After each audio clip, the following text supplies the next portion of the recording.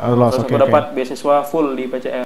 Full di PCR? Ya, Full tanpa biaya apapun, bro? full. Pokoknya Dari semester 1 sampai terakhir? yoi.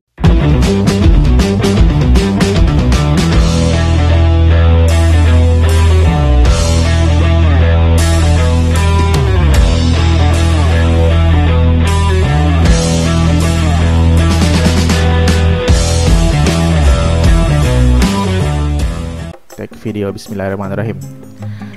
Assalamualaikum warahmatullahi wabarakatuh, teman-teman semua. Apa kabar teman-teman semua? Mudah-mudahan teman-teman dalam keadaan sehat dan tidak kurang satu apapun. Ya, amin ya rabbal alamin. Nah, alhamdulillah rabbil alamin teman-teman. Kita udah sampai di 1 Syawal nih, 1441 Hijriah. Jadi aku ingin mengucapkan nih, mohon maaf lahir dan batin buat teman-teman semua. Selamat merayakan Hari Raya Idul Fitri. Dan masih tetap di rumah aja ya teman-teman ya. Jangan kemana-mana, tetap menjaga kesehatan dan tetap selalu mencuci tangan setelah pulang ke rumah nih dari luar ya. Oke, kali ini mungkin teman-teman bertanya-tanya ya, lagi sama siapa sih ini aku sekarang? Nah, mungkin bagi teman-teman yang udah pernah nonton video aku tentang vlog malam minggu ya bro ya. Kita waktu itu pernah ngebuat video tentang jalan-jalan nih. Iya, kekebutan malam minggu ya waktu itu. Nah, teman-teman bisa cek videonya di sebelah sini atau di sebelah sini. Itu teman-teman lihat video kita berdua ya. Nah, namun di video kali ini teman-teman agak sedikit lebih berbeda karena aku pengen ngebahas mengenai sistem perkuliahan nih dan perjalanan perkuliahan kami. Sebelumnya aku pengen mengenalkan dulu sama teman-teman nih, sahabat aku ini. Wah, ini sahabat nih teman-teman, bukan teman lagi derajatnya ya. Sahabat ya. Silakan bro, perkenalkan dulu bro. Oke, untuk kawan-kawan sekalian, kenalin nama aku Maulud Hidayat. Ya. Kalian bisa panggil aku Dayat. Mungkin itu aja sih. Itu aja bro ya, simple aja. Oke, aku tambahin ya bro. Jadi sebenarnya Dayat ini adalah teman aku, teman-teman dari SMP nih. Kita udah kenal dari SMP, terus lanjut ke SMA sampai kuliah. Kita dipisahin ya bro. Kita dipisahin oleh jarak dan waktu sih, LDR nih namanya. Jadi kita waktu itu kuliah, aku di Padang, Dayat di Pekanbaru. Di Rumbai lebih tepatnya. Di Rumbai ya. Nah, kali ini justru itu yang akan kita bahas teman-teman, mengenai perkuliahan S1 versus D3. Ya, kebetulan aku D3. Iya, betul sekali teman-teman. Nah, gini bro, video kali ini tuh tujuan aku membuatnya adalah untuk membuat teman-teman yang menonton video aku ini aware bro, mengenai sistem perkuliahan di S1 dan D3. Karena kebanyakan kan orang berpikiran bahwasanya mending masuk D3 deh gitu, lebih cepat kerja, terus lebih cepat gajinya juga lebih tinggi kan gitu.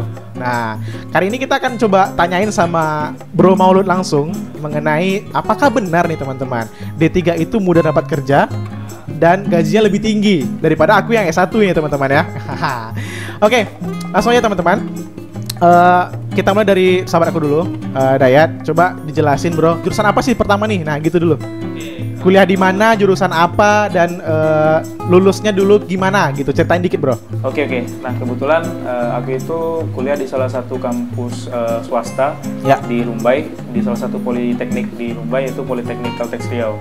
Ya. Nah, aku itu masuk kuliah tahun 2014 dan wisuda tahun 2017. Aku kuliah jurusan Teknik Elektronika.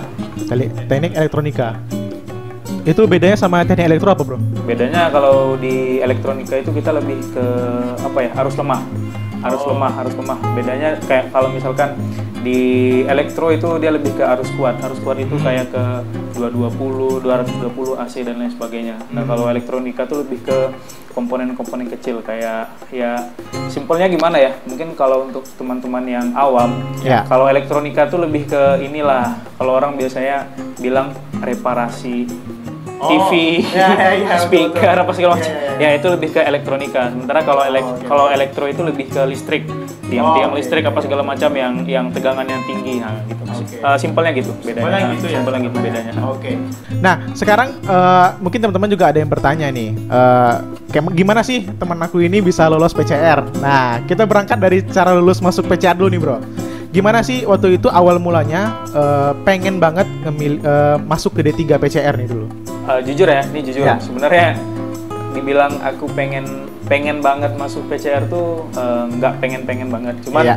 yang aku tahu PCR itu merupakan salah satu kampus atau ya kampus swasta terbaik lah dengan segala macam, dengan segala fasilitasnya di Pekanbaru. Itu menurut aku, karena aku udah pernah waktu SMP, SMA aku pernah ikut olimpiade di kampus-kampus lain di Pekanbaru, dan ketika aku pergi ke PCR, menurutku dari aku hanya lihat dari sebagian sedikit dari segi fasilitas dan lain sebagainya, aku lihat PCR itu yang terbaik. Waktu itu aku masih belum tahu apa itu kampus negeri swasta dan bedanya segala macam gitulah. Nah jujur awalnya sih aku nggak terlalu niat banget masuk ke PCR, karena aku pengen dulu masuk ITB.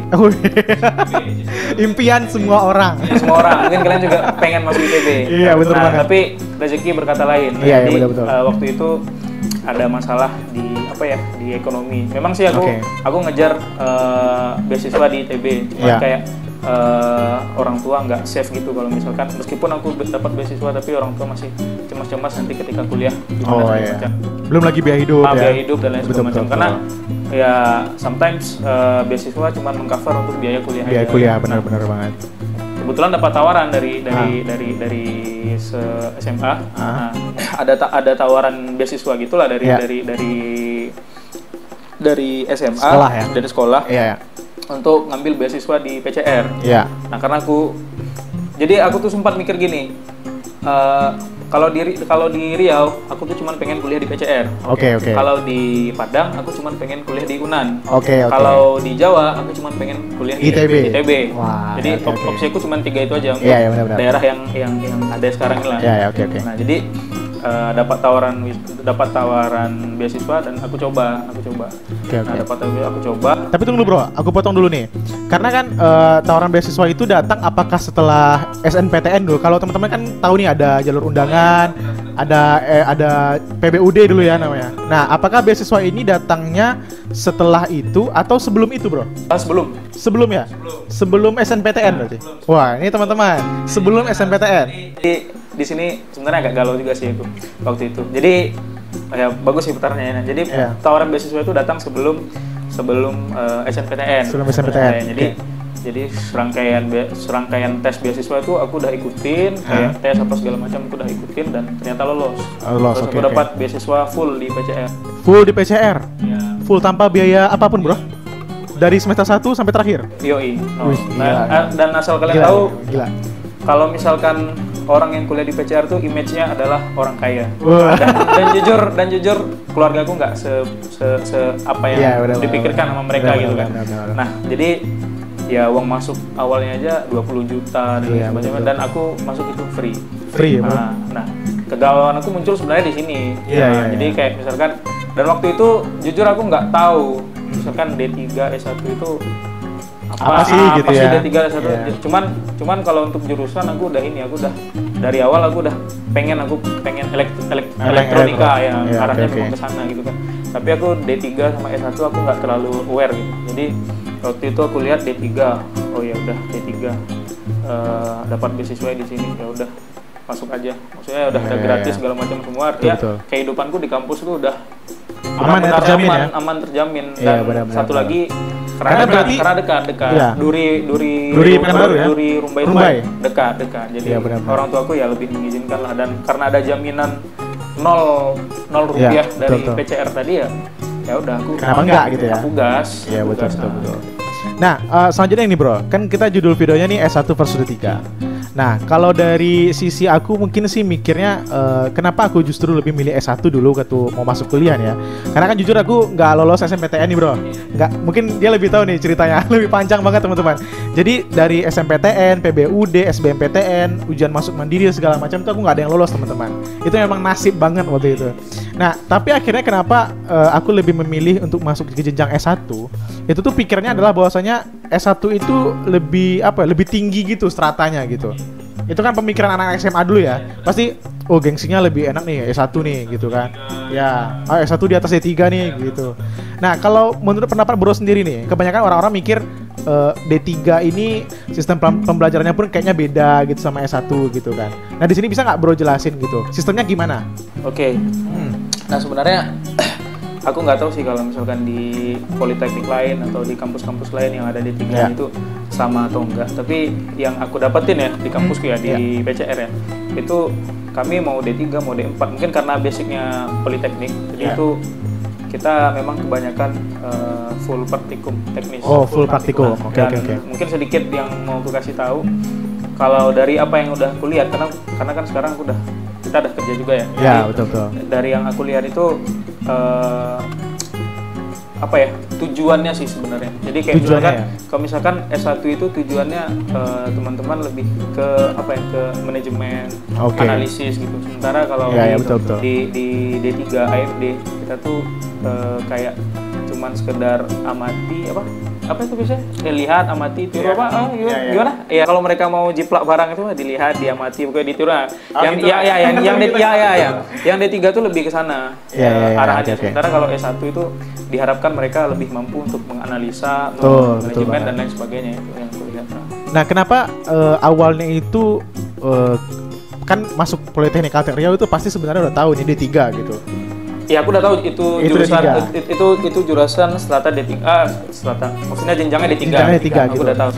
Ada nggak alasan lain, Bro? Ketika Bro tahu kan sebenarnya alasan pertama tadi kan karena beasiswa.